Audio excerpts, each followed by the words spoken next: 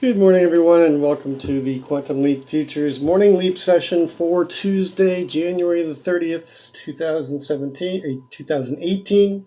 My name is Doug McKay. I'm the founder of Quantum Leap Futures. Each morning we get together in this live go-to session to take a look at the market macro to micro, take a look at the structured market. Then we drill down to our trade levels, our targets, and our hypotheses for the day. This is a subscription room. If you're interested in checking it out, getting a free trial, please send me an email at quantumleapfutures@gmail.com. There's no website, there's no blog. This is not a commercial venture. We do everything live here in the go-to. Then we do live trading and analysis for our members during the course of a trading day.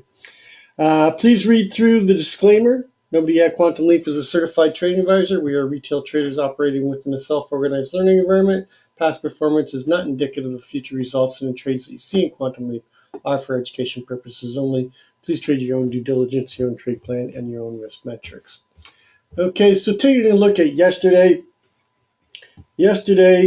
Our main hypothesis was an open auction in range, a rotation up towards the 28.6950 to 72, and then we were looking for rotation down through the thin part of the profile, coming down into the 56 to 54 level, basing, and then rotating back up.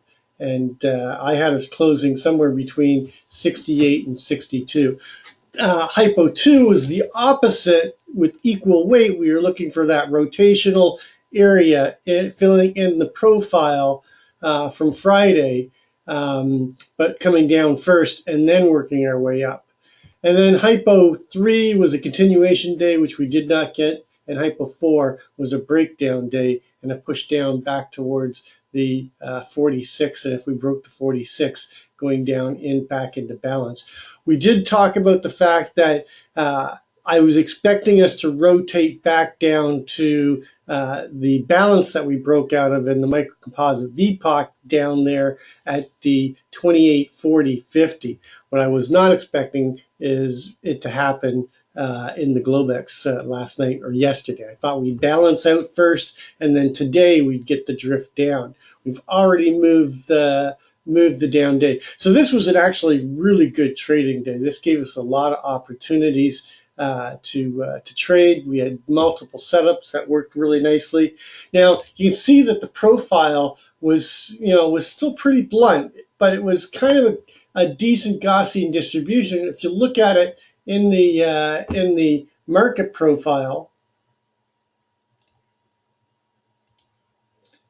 you can see that we had price discovery. We left those singles that we talked about. We were expecting them to be taken out, and we ended up in time, a very good Gaussian distribution. So they re-auctioned this area, found price acceptance in it, and then the Globex. Let's go right to the Globex because this is some big movement. We opened up and then we fought the low, and then once we broke, they took it right down immediately into that prior balance at the 40-50 area, and basically went sideways and created a double distribution day. So our LVN is basically 48.50, 48, the 48s. And we've got a really decent kurtosis around the 41.50, which is only 1 point above the prior balance at that 40.50. Our low overnight is down at the 31, and we're back inside of this balance right here, which again, I was expecting to be here by the Fed announcement. I just didn't think we'd do it all in one day. Also, if you notice the volume overnight, and I keep talking about this, when we're going to see volatility and price discovery, it precedes the market by seeing an expansion of range and value. If you go back and look at the volume in the Globex for the last couple nights, you'll notice that these moves have preceded in the Globex with OTF activity. The black outline is the average volume per 5-minute bar, and you can see that heavy involvement with OTF. We're 3 times the normal volume. Usually, volume overnight is about 100,000, and last night we did 308,000. So very strong. Let's just take a step back, take a look at the economic calendar. Again, tomorrow is a Fed day. So today, now that we've made the move back into balance, I'm not expecting a lot of range today. I'm looking for balancing out in this area. So it could be a rather boring day. I think we'll make a quick move in the morning, and then we'll just balance out. In terms of news, we've got Redbook coming out at 8:55. I'm sorry, we already had Redbook. I don't know why I didn't put the actual 4 minutes. We've got the S&P CSHBI, but the big one is going to be the CB Consumer Confidence, and then 10:30 we've got Carney speaking from the Bank of England. Dallas Fed PCE at some point in time. Dallas Fed Services revenue at 10:30. Texas Service Sector Outlook at 10:30. 11:30 we've got the 4-week and the 52-week bill auction, and 16:35 we've got API weekly crude, and that's it. Now there is the other event that's going to happen later on tonight, and that is the president's State of the Union address that is going to be this evening. So this could, fact that we've got manufacturing PMI coming out of China, and Trump speaking, depending on what he says. Now, obviously, there's this big brouhaha about the FISA, so we have headline risk as well, with the fact that the House committee decided to allow the FISA to be publicly out there. That's the memo that implicates the Democrats, and then the Democrats are screaming that it's reckless and that it's a security risk putting it out because the material comes from very high-level sources. So again, scheduled news, but we've got Fed tomorrow, but we've got headline news. So it could be, even though I'm expecting a rotational day, it could be, again, large rotations. Taking a look at the macro, I do always like to start my day. Where's my macro? There it is. Look with a simple candlestick chart. I use a 9 EMA, 20 SMA. I'm looking for slope and separation, strength of the trend, where we are in the time frame in terms of the trend. Do we have good slope and separation?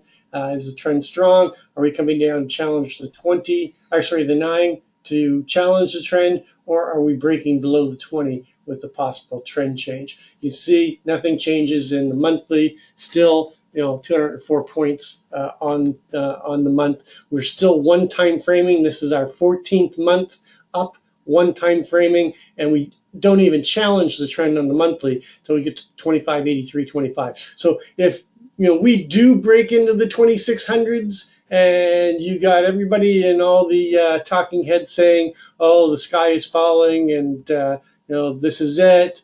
Don't believe it, because it's coming back to the 25.89 would be a normal pullback, okay, to the 9 EMA. What's weird or unusual is the strength and how far we pulled away and not come back. On the weekly, same story. Good slope, good separation. Remember that we have a unequalized all-time high. Our Globex all-time high is 2878.50.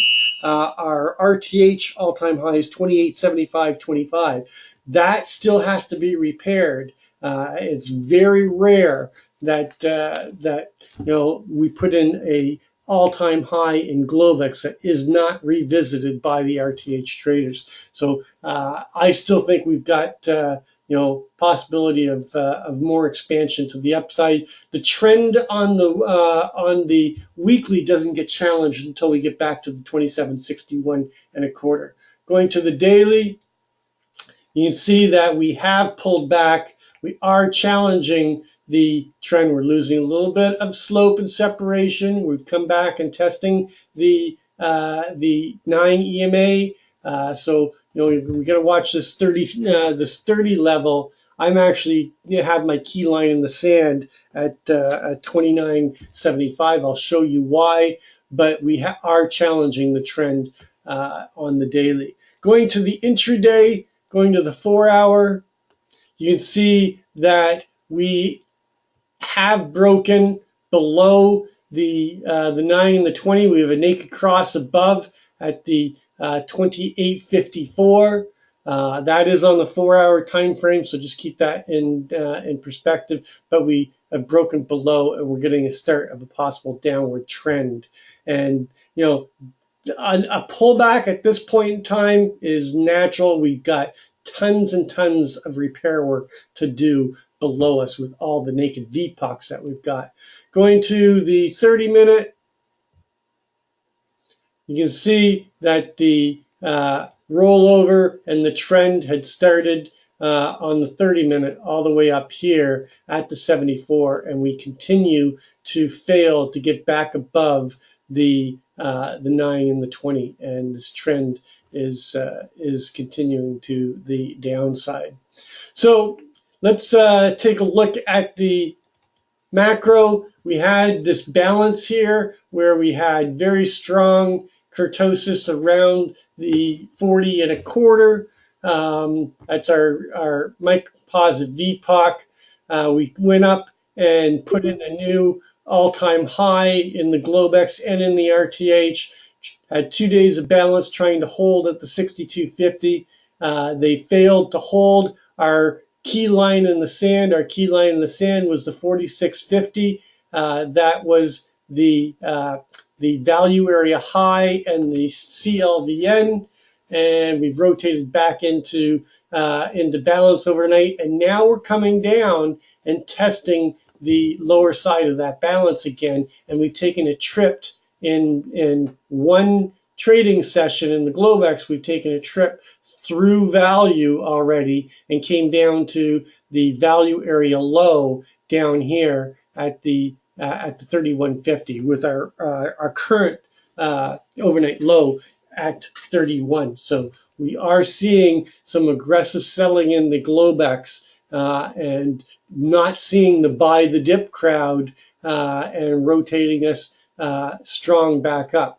Now I'm going to use, you can use the 31.50, but because we put a lower low in the Globex at 31, I'm actually going down to the 29.75, and that's going to be my key line in the sand. Because if we don't hold that, we're breaking through this balance area, and and the sellers are clearly in control, and we've got a lot of repair work, and I would be looking for us to come back to the midpoint here of the significant breakout day, and on the 22nd, and coming back down into this 26.50 area. And there's some other stuff down there we'll talk about. So taking a look at the Globex, of course, the Globex is about, I would say, 80% net short in time and value. We've got a double distribution with the LVN in the 48s. Our Globex VPOC is 41.50, not likely to change. We are coming down and could create it's not a real strong low right now, but it's not terribly weak either. But they're just testing the other side of that balance. But we are below the value area low from overnight, so we could see some continuation and a push down. So moving our levels over, of course, Our daily ATR continues to expand. It's 23.94. Now, this is an interesting point to think about, is the fact that we've already made a trip with our overnight high being up at the 58. With our daily full session ATR running at 23.94, we've run the average true range in the Globex already. And that's one of the things that leads me to believe we're likely going to balance more than seeing a lot of expansion.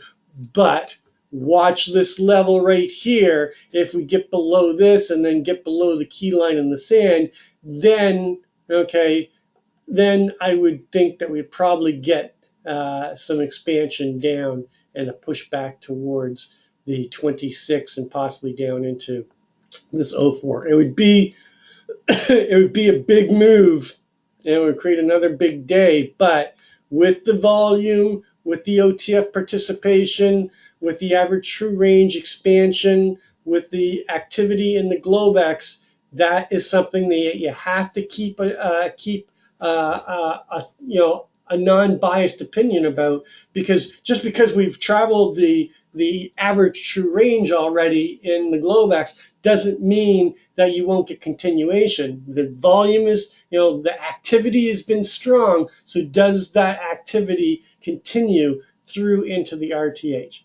I'm not thinking it is. I'm thinking that we might get a little poke below, but then rotate back up towards where we've got a huge gap. Right now, our gap, our close is 53.75. And if we open here, right here, around the 33.50, we have a 20-point gap. So the gap rules and the statistical probability of closing this gap is very low. It's like 11% or less. I'd have to pull up the study, but I know that gaps above 15 are rarely close. But this has been a market of rarities. So again, I'm not putting my bias in any level. Now the half gap, the 53.75, and just, let's say we open up here at 34 area. The approximate half gap is going to be 43, and that's a possibility. And again, I'll have to make adjustments for this because it's we don't know where we're going to open. So it's just I mark it in here to give us an indication of approximation, but I'll have to adjust that as we open.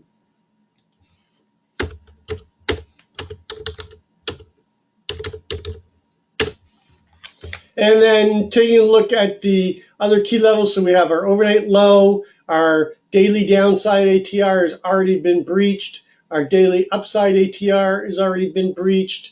We have a LVN. I'm making the LVN a trade zone because if we do get up there, a push through to close the gap is unlikely, but it becomes much stronger if we do get above that 49. I'm using the value area high and the LVN of the micro composite as my over underline. If we get over this, then my bias is going to change, and I'm going to be looking for that rarity of going up and at least testing the 48.50, if not up to trying to get into yesterday's range.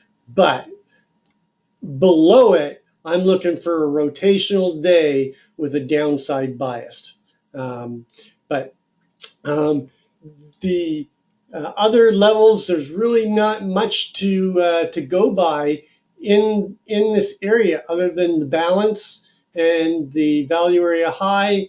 I'm using the key line in the sand as 29.75. What we need to do is go back to the day that we were trading here, and you can see how blunt this profile is. There's not a lot of kurtosis. It's very boxy, but we can take a look at that balance around the 40-41. There is an LVN here from that day at 42. I'm going to use that and see how they react to that, because I don't have any other guide. That's the problem with trading near all-time highs. We've only been in this area, for a couple days, and then the value area low on that day was 36. So I'm going to use 36. Above 36, I think we rotate back up into the balance. I mean, 40 is going to be a key target regardless today. And it's going to be a level that if we hold above the key line in the sand, I'm expecting at some point in time a rotation today up into the 40 again. If we get below the key line in the sand without taking that 40, then my overall bias gets very strong to the short side, and I'd be looking for a move down into this 25 area down here as a trade level, and a break of that down into that target down at the 2250 area. So in terms of levels, there's not much more to go on. What my hypotheses are is a rotational day with coming into the 40 either early or later. I don't know. So hypo 1, because we've got the weakness overnight and the inventory is net short, I'm looking for a open auction out of range, out of value. I'm looking for a move down to try to take out the overnight low, and then I'm looking for rotation up into the 40 and basically coming up towards the half gap fill and chop in this area for most of the day. Maybe a late day probe up into the 45.50 white. This should be 46.50. How did that get moved?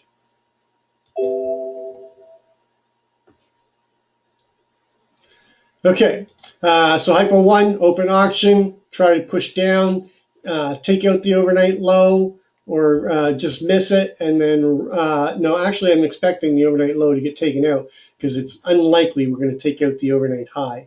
97% probability of taking out the overnight high or low, likely to take out the overnight low. So I'm looking for an open auction, take out the overnight low, somewhere between there and the 29.75.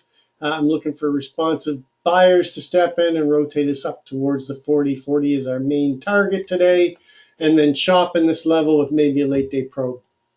Hypo 2 is a open auction, outer range, leave the overnight low alone, push up into the 40, fail to get above the half gap, and then rotate down and start working our way down and take out the overnight low as a late day probe later on in the session. And then coming down, dipping down below the 29.75 and then basing around the 25 and working our way up. Hypo 3 has to be a gap down continuation, a gap and go day. So I'd be looking for an open auction, failure to get back above the 36 level, and a push down and a continuation down and a big move down towards the 22-25 area and then going sideways. That is hypo 3. Hypo 4 is the low probability open auction. Leave the overnight low alone or just take it out, then rotate it up into the 46 to 48 area, and then push up and close the gap and come out up here and close back inside of yesterday's range. So those are my main hypotheses for the ES. For gold, you can see gold came down and tested the lower side of this this balance down here at 38.25, has rotated back up, and we're coming back into balance. Nothing really changes, still balancing out here. Watch the 55, watch the 38. Other than that, just chop in this area as we have been doing for the last 5 days. That's going to complete our pre-market session. As always, trade well, trade safe, and we'll catch you on the flip side.